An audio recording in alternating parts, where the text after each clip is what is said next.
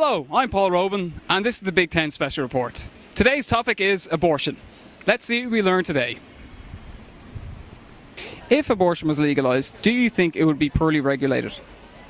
Well, it's poorly regulated. I'm from America, and it's poorly regulated there. I mean, we had Kermit Gosnell in Philadelphia, who was, killed a woman, had all these babies that were, born alive, and then he was killing them. So, we look at America, you look at other countries that have abortion in their countries, and it's completely poorly regulated. No, I think, we've got a very good healthcare system in this country, and I think they look after it, Yes, I do think so, because the basis on suicide, there isn't from other countries. They've all said, like England, for example, people involved with the abortion industry, or people who have experience with it, they've said like suicide grounds is very open. So the basis on the X case that legalise abortion on the grounds of suicide, I think it would be very accessible. Going with this, our history with regulation and with the banks and everything else, and then our history with how we've looked after our kids, and how the state have dealt with issues surrounding children in the past. You would worry, but then again, I think that with all the publicity that's gone with the campaign on both sides, that I think they try to be pretty stringent and get things nailed down. Oh, absolutely. I mean, you're just taking an example from everywhere else it's been implemented. It starts off, limited, very restricted, and again, you have more abortion on demand, and you have thousands of abortions happening every year. I don't know. I don't really give a shit, to be honest. I think. It doesn't even matter what the law is, it's kind of more fundamental than that. I mean, people absolutely have the right to do whatever they want with their bodies. That's not even a matter for debate. Yeah, I really do. I don't see how they could regulate it. It would just lead to mass abortions on demand. I think that the government has shown that it doesn't want to properly regulate any healthcare in Ireland, so I think there would be a huge problem if we legalised abortion in Ireland, because it wouldn't be free and it wouldn't be genuinely accessible. It would most likely only be accessible in big cities, and there would be big waiting lists. Along with legalising abortion, I think we need free contraception, easily accessible to everyone in the country, and we need a world-class healthcare system there to take care of pregnant women and to take care of people generally. Do you think legalising abortion will lead to a rise in unprotected sex? Yeah, I think that it would. I don't know what the stats are of that, but I think that it definitely would, because people would see it as a birth control. Very good question. I don't think so. I don't think people are going to see it as an easy answer. It's not just a case of, sure, I'll just go for it. You might as well make the same argument about the morning after pill, and that's available in the country, and surely that would be the easier answer if you're going to make an argument of, hey, what's the easier fix afterwards? I'm not sure. You could say yes, but at the same time, it's not protected sex. I don't think it'll affect it too much, to be honest. I think people, if they want to have sex, they're going to go for it anyway. So, no, not at all. I think if unprotected sex is happening, they've already made clear the risks about STDs and stuff like that. And if you're still having unprotected sex after that, I think pregnancy and the chance is.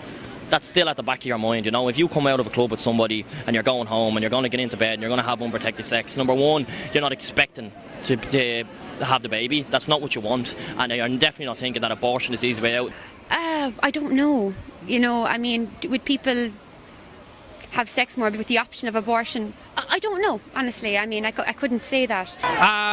Maybe not. I don't know. But I don't really give a shit. It's not about that. It's about people's bodily autonomy. No, I don't think it would lead to a rise, because, that's going on anyway. We all know that that's common culture and everything. I don't think that has anything to do with it, really, to be honest. No, not at all. That makes absolutely no sense.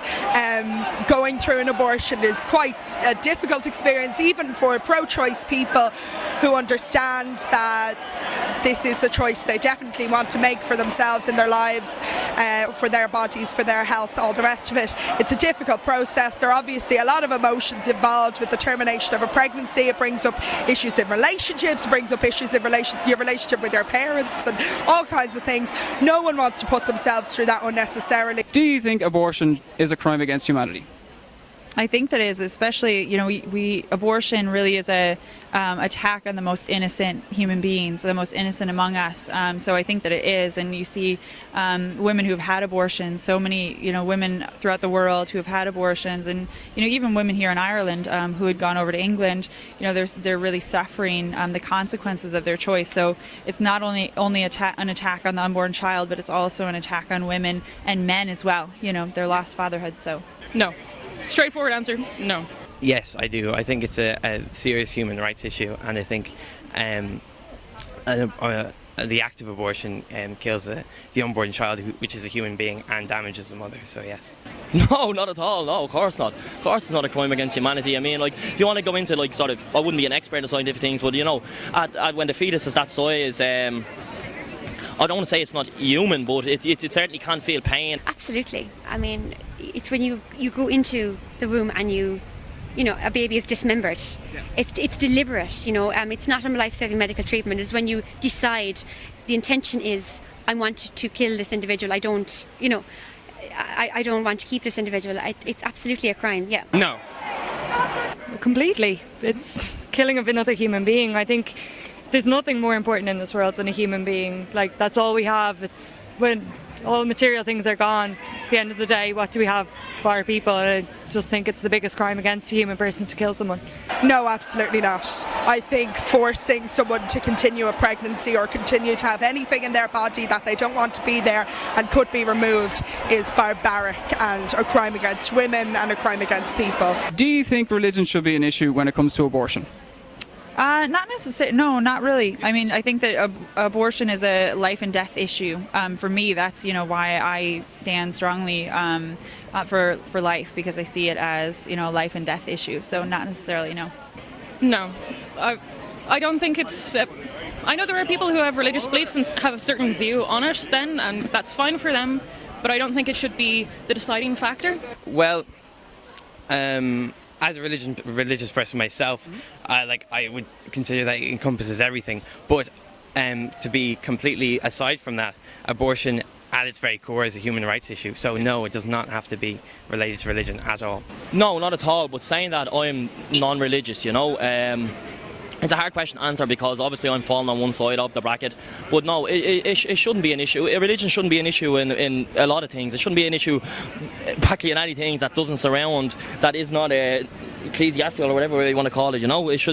Religion should stick to faith and stick to that side of things, and it should be completely secular. Separation of church and state, and that's as simple as that for me. And stay out of, besides state, stay out of people's lives. Well, I mean, everything is an issue when it comes to abortion.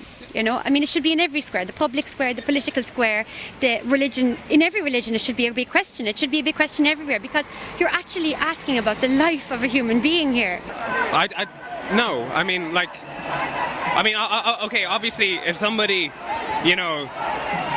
religious beliefs dictate that they should not have an abortion, and then they can choose not to have an abortion. That's it. 100% no. I think a lot of people here might be represented by religious groups. I think religion has something to do with it in the sense that it leads people to be pro-life, but it has nothing to do with the abortion argument whatsoever, 0%. I don't think religion should come into it. It certainly shouldn't come into the law, because somebody else's religion is not the same as my beliefs, and why on earth should it affect me? Do you think legalising abortion will lead to a future where stem cell research is fully permitted? That's a great question. I definitely think that it does, because it kind of numbs down our respect for human life. To be honest, I don't know, because then... I did a science in college, and I know it's very much about the ethical committees, and I don't think it would necessarily be a cause and effect type of a situation. They're two very, very different topics, I think. So I wouldn't have a concern about it. You mean embryonic stem cell research? Or okay, embryonic. Yes, it's possible, because once you open grounds for abortion, then that's the whole unborn child issue. You would hope so. I know, what's the famous case of the 50s, and I can't think of it now, but they robbed the ladies. They actually robbed the ladies' cells, didn't they, from the 50s? Yeah, and I think it's the only case that's actually they've kept multiplying outside the lab. I'd love to remember her name, but basically you don't want things like that. You don't want stuff like that going on. I think our family have never received anything, and I know it's not about the money, but you know, anything progressive should be, you know, anything that can be beneficial to people as if sickness and health and stuff like that. You know, give it a go. You know, why not? Like, you know, I think it's just another case, like you said, of this fear that we're playing God, but you know, is he even there, you know? Probably, absolutely. But I mean, adult stem cells, I completely agree with. You know, they're fantastic, and there's been so many cures from them. And actually, the success rate has been fantastic. The success rate from embryos, so I believe, and I must check this again, and I'm saying it, is zero. There has been nothing from embryo stem cells. You know, so but absolutely, I do think, because what you're actually saying is the human life is worth nothing, the baby is worth nothing. Why not exploit it if it's nothing? Like that's something that could happen. I don't see how legalizing abortion would cause that. And again, it's irrelevant. It's nothing to do with the issue of bodily autonomy. I think they're two separate arguments. I don't think you can compare the two of them. One is the killing of a child, the other one, it is that whole argument about when does life begin, the conception argument. I personally don't agree with stem cell research, but right now I think we should just focus on the abortion issue for now. I think stem cell research is another day's work. Well, I think obviously stem cell research means a broad amount of things, but a lot of stem cell research should be fully permitted because it's a way to hopefully eliminate very, very difficult and painful diseases, and I think we should be investigating that. I don't have a belief about a fertilised egg being a person. I understand that other people have those beliefs, but again, I think if those people don't want to use medicines that were created through stem cell research, they have that choice. But I think it's barbaric to say to a sick person that no, we're not going to research your disease because certain people have religious ideas about what these particular types of cells are. Do you think the abortion debate is in some ways an echo of the gay rights, condom and divorce debates? That's a great question. I think that they're all intertwined in some ways, but I don't know that it's necessarily an echo. I think more than anything, you know, people kind of will stand up on those different issues. Like we see a lot of pro-abortion advocates or abortion advocates, you know, also stand up for gay rights and different things. But, you know, I think that there's this kind of mob mentality that like we want to be cool and stand up for all these things. And so people just kind of get sucked into that, and they aren't necessarily, you know, they just kind of stand up for everything, you know, and like pro-lifers are against abortion, and we kind of joke that, you know, we're against everything, but it's, you know, it just is. It is what it is, but I think they're all connected. Yes, and that would be kind of going back to the separation that we need between church and state. We have a very, very strong religious background to the country, and I mean, that does totally need to be taken into account. It's very important to remember historical and cultural context. And, you know, we are making slow but steady steps away from that, and it's good. And I know that there was the same resistance about it. Like, it took long enough for divorce to actually be legalised in the country, and then for the decriminalisation of homosexuality. I mean, both were only in the mid to late 90s, which, in contrast with other parts of Europe and other parts of the world, it's absolutely ridiculous. But, you know, it's part of the steady progression that we're making, I think, as a country. I suppose because the majority of people, or a lot of people, especially in Ireland, who are behind the pro-life movement, come from Christian backgrounds. So in that way, it does echo them, because those like contraception and gay marriage are much more related to, you know, as you know yourself, a lot of people from those same backgrounds would be against those as well. So in that way, it is an echo, but at the same time, as I said before, it is a human rights issue. Oh yeah, 100%. I was thinking about it on the way up, as in, like, these are obviously the same people who no condoms, but then again, you know, no abortion. Maybe there's a bit of that in it. I don't know. Like, from my point of view, it's just protecting the life of an unborn child. You are human rights, big time. I don't know. No, nothing at all. I'm completely for gay rights. I think everyone should have rights to be married. I think people should have rights to live with each other. I just don't see how, and if somebody wants to practice safe sex, that's their opinion. Killing of a human being is what we're here to stand for. It's a completely separate issue. You can't compare in any way. Absolutely. I think all of these issues, it's like watching the growing pains of Ireland move from a very backward country with an extremely underdeveloped economy, and then trying to become this modern country, which obviously with the Celtic Tiger and everything, people did become far more progressive, because when you're out from the idea that the only way a young man could get an education is to become a priest, we're away from that now, which is fantastic, and we can open ourselves up to other ideas. Do you think if someone's life is in danger, they should have the right to have an abortion? There's no circumstance where a woman's life would be in danger that she would need an abortion. Women, Ireland is a perfect example that women are treated every single day for ectopic pregnancies, for preeclampsia, for all of these different things, and they're treated every single day without the use of abortion. If that's something that could save their life, then I think that needs to be considered as the due course for medical treatment. Okay, so that's a really good question, because it depends. Like, when you say life in danger, as in something like septicemia or anything like that, woman's life in danger. In Ireland, up till now, the way the procedure has been carried out is that it treats both the life of the mother and the baby equally. So that's always been the case, and there's never been any major issues up until the big kind of debate over T.B.T.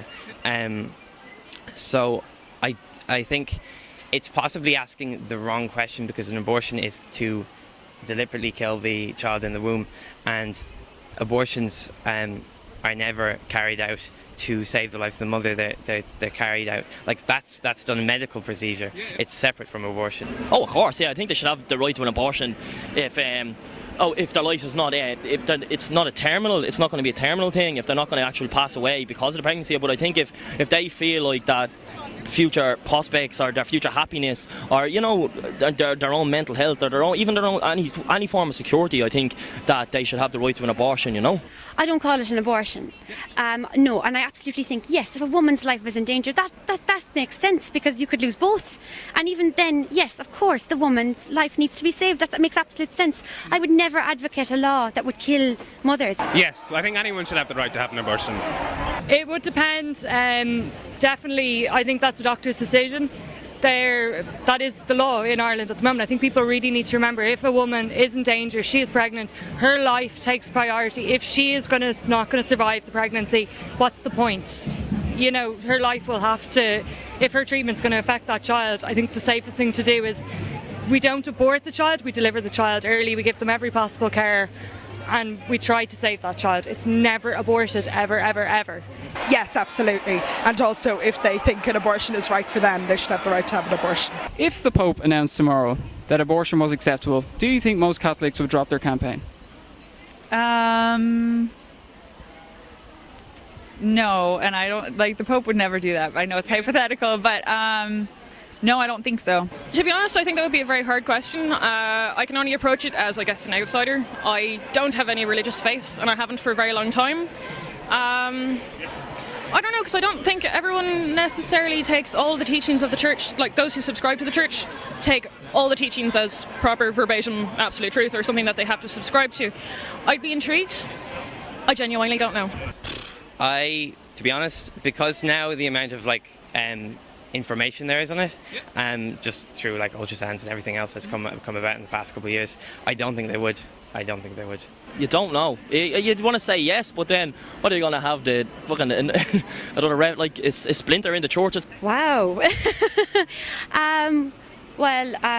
No, I don't think so. I mean, most people, maybe some would. Probably. There's some people there that just go with the flow, but no, I think most people, if we look at the science of it, in every debate, I don't talk about the church. I don't need to. I talk about the science of it, the basic principle of actually invading the womb and pulling apart a baby and deliberately. I don't know. I'm not a Catholic. I don't know. No, I don't think so. I think Christianity, leave aside Catholicism, I think Christianity, I think even Muslim religions, I know a lot of religions value human life, and that's the difference. It doesn't matter what the Pope says. If you value human life, it doesn't matter.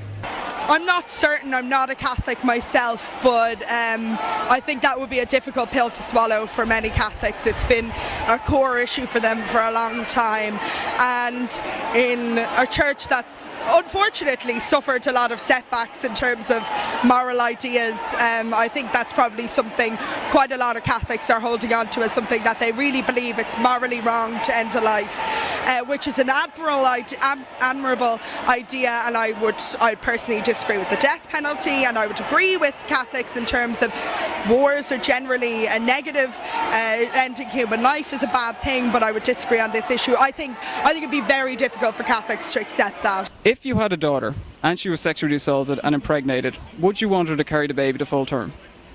I would. It wouldn't be my choice. If I had a daughter, it would be her life and her decision, and I'd have to support her as a parent. Yes, I would, because I think that an abortion is a much more it's very drastic in comparison to something like adoption. You'll have to leave it up to the girl to choose, you know, or else I'm just a hypocrite and I can go home now, you know.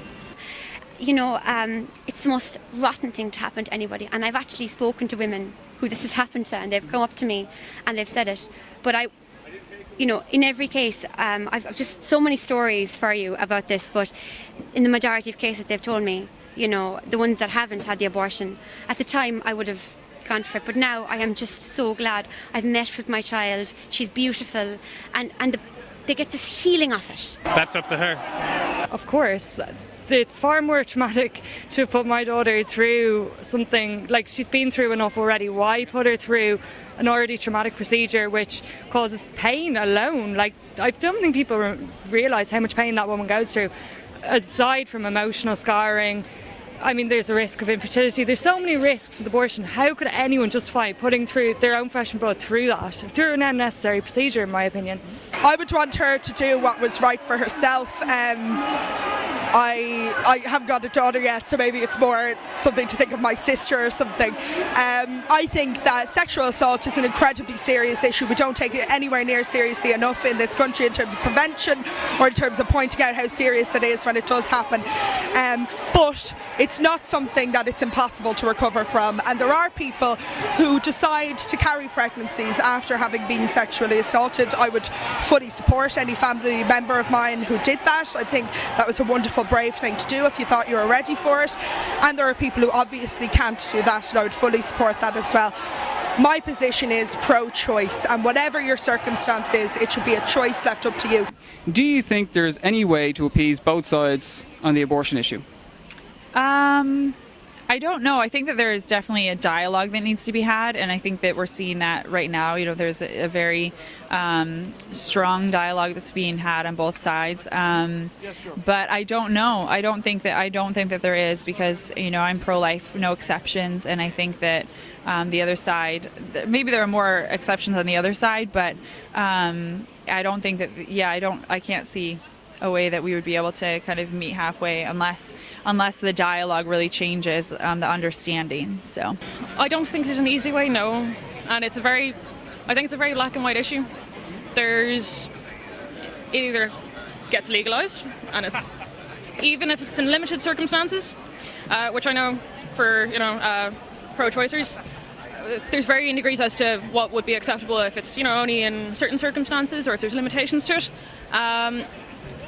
If that happens, I don't think the pro-lifers would still be terribly happy anyway, because it's still technically happening.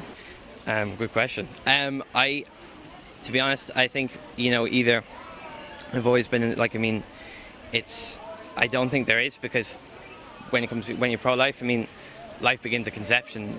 Therefore, there's no other kind of, no matter which way you put it or which different things are going on, that's at the core of it. So.